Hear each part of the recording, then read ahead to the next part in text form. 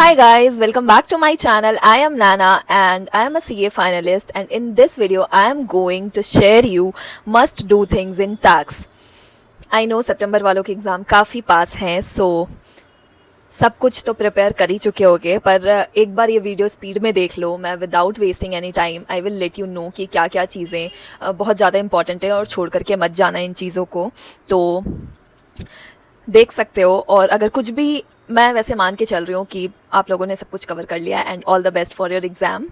तो अगर कोई भी टॉपिक छोड़ा होगा तो कुछ भी चीज़, टॉपिक मैं एग्जैक्टली इस वीडियो में नहीं बताने वाली हूँ, और भी बहुत सारा ब्रॉडर व्यू लेकर के बताऊँगी। तो अगर कुछ भी छोड़ा होगा तो कर लेना and let's get into the video. सबसे फर्स्ट आता है कि मार्क्स, जो सिंपल ईजी चीज़ें हैं, कहीं आपने उसे तो इग्नोर नहीं कर दिया है। जैसे कि जिससे इंडिविजुअल क्वेश्चंस आ जाएंगे टैक्स में, इनकम टैक्स में, वो चैप्टर्स है IFOS, सैलरी, हाउस प्रॉपर्टी। तो ये कंपेरेटिवली इजी चैप्टर है और इससे कोई मतलब इससे 6 या 8 मार्क्स का क्वेश्चन आएगा और वो सिंगल चैप्टर्स वाला क्वेश्चन आएगा। तो ये आपको करके जाना चाहिए, क्योंकि ये 3 चैप्टर ऐसे हैं जिससे टोटल इनकम वाले क्वेश्चन में भी ये आते हैं, पर इससे सेपरेट क्वेश्चन भी आपको देखने मिल सकता है। तो ये चैप्टर्स आपको आने चाहिए। फिर आते हैं टोटल इनकम क्वेश्चन और टोटल लाइबिलिटी क्वेश्चन। मैंने पिछले वीडियो में भी बताया था कि वो तो कोई छोड़ के जाने का सोचता ही नहीं है। तो अगर ऐसा प्लान किए हो तो नहीं किए हो, मुझे पता है। तो ये हो गया। और उसमें एक टिप है कि show as many as working possible, मतलब जितना ज़्यादा तुमको जो भी नॉलेज है वो सारा तुम्हारा वो टोटल इनकम के क्वेश्चन में दिखना चाहिए कि हाँ, अगर तुमने एक भी चीज़ लिखी है तो वो कैसे आई है तुम्हारे दिमाग में, वो कैसे आई है, वो कॉपी पे उतरना चाहिए। एग्जामिनर को एकदम कुछ नहीं आता ऐसा समझना है और उसके बाद उसके वर्किंग्स लिखने हैं। तो हर छोटी से छोटी चीज़ का वर्किंग लिखना है। टोटल इनकम का क्वेश्चन 4-5 पेज में बने तो भी बना के आना है। तो पॉइंट हेयर इज़ दैट कि वर्किंग्स के बहुत सारे मार्क्स मिलते हैं। तो अगर आपका 1-2 एडजस्टमेंट रॉन्ग भी होता है तो कोई फ़र्क नहीं पड़ता है, वर्किंग है, मार्क्स मिलेंगे। तो this is the point. Next है अमेंडमेंट्स वाले पार्ट को थोड़े अच्छे से पढ़ लेना। जैसे कैपिटल गेन में May 25 में एक भी अमेंडमेंट से क्वेश्चन नहीं आया था, तो बहुत ज़्यादा चांसेस है कि वो आपके टर्म में आ जाए, क्योंकि अमेंडमेंट हुआ है कैपिटल गेन में बहुत सारा, और May 25 में इससे रिलेटेड कुछ भी चीज़ नहीं आया था। तो ये बहुत ज़्यादा मोस्ट चांस है कि आपके टर्म में वो आए। तो मैं ये तो करके ही जाना है कि कैपिटल गेन का सबसे ज़्यादा अमेंडमेंट्स है और उसमें वो आपको बिल्कुल भी नहीं छोड़ना है। फिर हमारे टर्म में सैलरी से भी थोड़ा कम ही क्वेश्चन आया था, तो सैलरी भी देख लेना। बाकी हाउस प्रॉपर्टी से हमारे टर्म में क्वेश्चन आया था, पर मैं ऐसा नहीं बोल रही हूँ कि हमारे में आया था तो तुम्हारे में नहीं आएगा, ऐसा नहीं है, पर फिर भी कंपेरेटिव मैं बता दे रही हूँ। फिर आते हैं MCQ पर।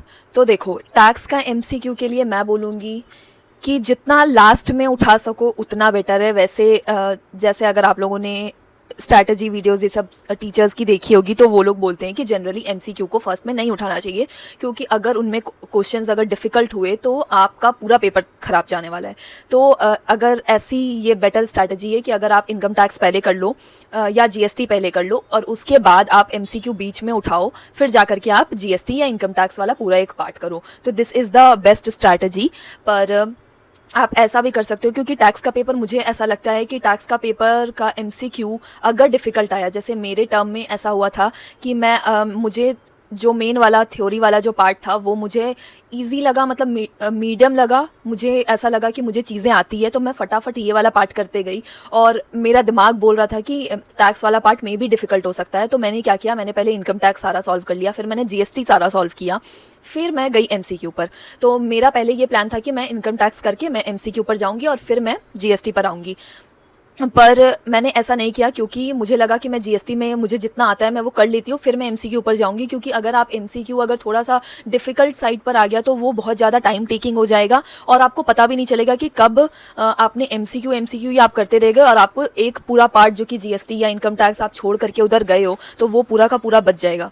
तो ये चीज़ मैं बोलूँगी अपने हिसाब से थोड़ा स्ट्रैटेजाइज करना। एग्ज़ाम का पेपर पर भी डिपेंड करता है। अगर आपको लग रहा है कि GST या इनकम टैक्स वाला कुछ पार्ट डिफ़िकल्ट है तो मे बी MCQ थोड़ा सा ईजी साइड पे हो सकता है, तो आप उसको जा करके एक बार देख सकते हो। लेकिन अगर देख करके आपको लगे कि क्वेश्चंस डिफ़िकल्ट है, टाइम लग सकते हैं, तो वापस से मेरा रिकमेंडेशन है कि आप थ्योरी पर आ जाना, मतलब मेन पेपर पर आ जाना, वो सॉल्व करना, फिर जाना MCQ पर।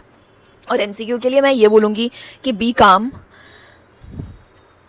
एकदम शांत दिमाग से करना है, कुछ मत सोचना क्या होगा कैसे होगा, क्योंकि एमसीक्यू बहुत मार्क्स दे सकता है आपको और बहुत मार्क्स आपके कटवा भी सकता है, तो बहुत ज़्यादा इम्पॉर्टेंट हो जाता है। एंड अगर टाइम टेकन लग रहा है तो मैं अगेन बोलूँगी कि उसको वहीं पर छोड़ना और लास्ट में उसको करने का ट्राई करना, क्योंकि अगर थ्योरी पेपर छूटेगा ना तो वो ज़्यादा प्रॉब्लम, मतलब वो ज़्यादा बुरा लगता है। एमसीक्यू में तो अगर आपका लास्ट का 2 क्वेश्चन छूट भी रहा है 4 मार्क्स का, तो आप उसमें यू हैव ऑप्शन कि आप तुक्का मार के आ सकते हो, ठीक है। तो ये चीज़ थ्योरी में अगर आपका एक क्वेश्चन पूरा 4 मार्क्स का छूट रहा है तो आप कुछ भी तो नहीं लिख करके आ सकते, तो दिस इज़ द डिफरेंस। मुझे पता है आप लोगों को पता है ये चीज़, बस रिमाइंड कर रही हूँ क्योंकि एग्ज़ाम के पहले रिमाइंड करना इम्पॉर्टेंट होता है। फिर आते हैं जीएसटी में। तो जीएसटी में हम सबको पता है एग्जेम्पशन और आईटीसी चैप्टर बहुत इंपॉर्टेंट है। टोटल लाइबिलिटी वाले क्वेश्चन के लिए भी ये दोनों चैप्टर बहुत इंपॉर्टेंट है, तो इसके जितने भी याद करने वाले पार्ट्स हैं सारे याद कर लेना। फिर आते हैं एक छोटी सी चीज़ जो कि जीएसटी के थ्योरी क्वेश्चंस। देखो जीएसटी में जो भी आएगा, पर मैंने एक चीज़ देखा मॉक टेस्ट ये सब में भी कि जीएसटी में थोड़े से इजी क्वेश्चन भी आते हैं जो कि बेसिक्स वाले पार्ट से आते हैं। अगर आप बेसिक्स नहीं करके जाओगे तो मे बी आपको आता हो, पर मे बी ऐसा भी हो सकता है कि आपको उस टाइम पर याद नहीं आ रहा हो वो चीज़, वो पर्टिकुलर बेसिक्स।